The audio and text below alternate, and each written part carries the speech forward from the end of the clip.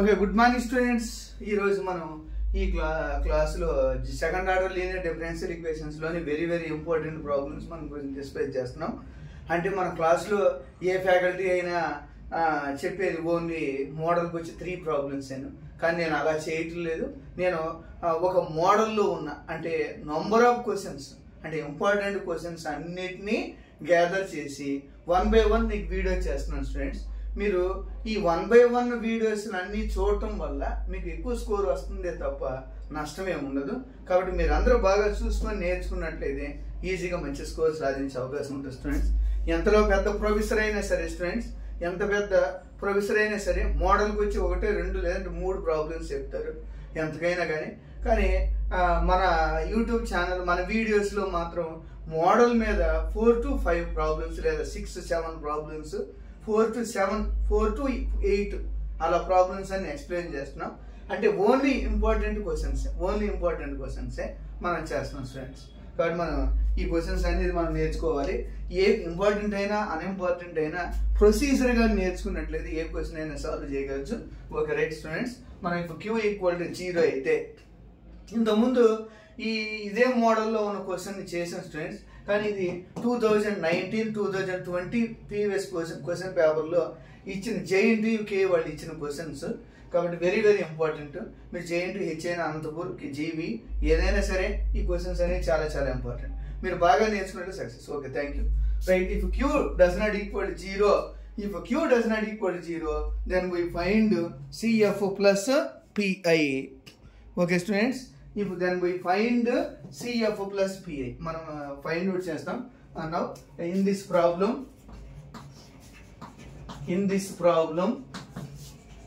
we have to find CF plus PI. What is CF?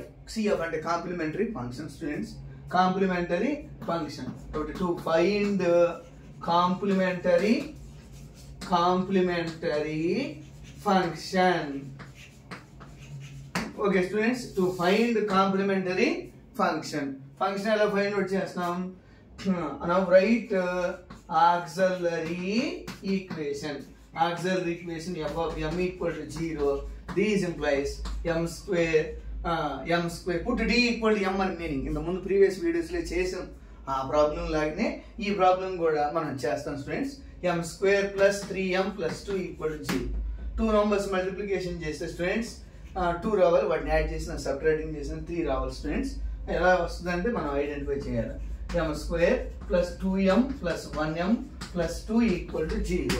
అంటే 2 numbers multiplication అంటే 2 into 1, ఆ 2 plus 1 అని add చేస్తే 3 వస్తుంది students.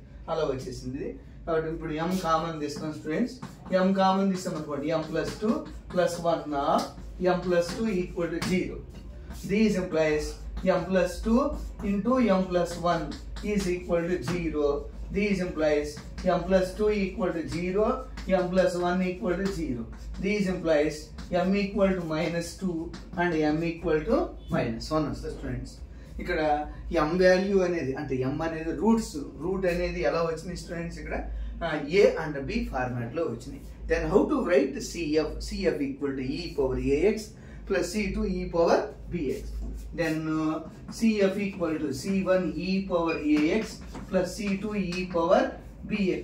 What is a and what is b? c1 e power -2x plus c2 e power -1x.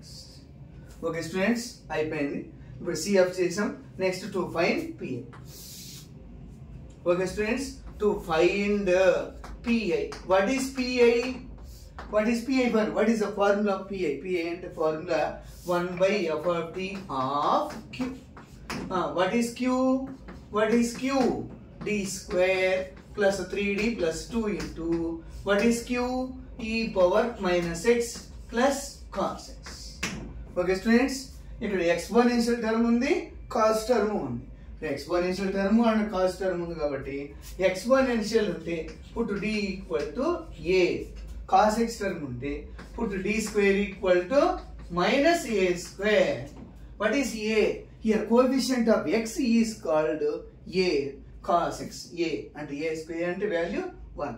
Okay students, now d square plus 3d plus 2 into e power minus x by plus d square plus 3d plus 2 into cos x.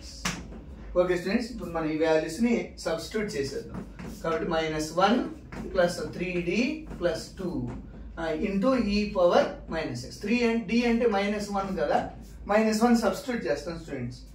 Plus 1 by d square అంటే -1 plus 3d plus 2 into cos x. But మనం దీన్ని simplify చేద్దాం students. 1 by -1 -3 ఎంత? -1 -3 -4 -4 plus 2 -2 into e power minus x plus 2 -1 ఎంత? 1. అప్పుడు plus 3d plus 1 by 3d plus 1 into cos x. Okay students, now we apply rationalization method. 1 by -2 into e power minus x 1 by 3d plus 1 into 3d minus 1 by 3d minus 1 into cos x. ఇలా వచ్చేసింది students. ఇదిగోండి ఇలా వచ్చేసింది, answer అయిపోతుంది. Okay, మీరు కానీ బాగా చూసినట్లు ఈజీగా అర్థమవుతుంది students. -1/2 into e power minus X plus 3d minus 1 by 9d square minus 1. a plus b into a minus b. a అంటే 3d అనుకున్నాం అనుకోండి, b అంటే 1. a plus b into a minus b. అయిపోయింది స్టూడెంట్స్. Now cos x. మళ్ళీ d square వచ్చింది students. d square అంటే value ఎంత? -1. Put d square equal -1.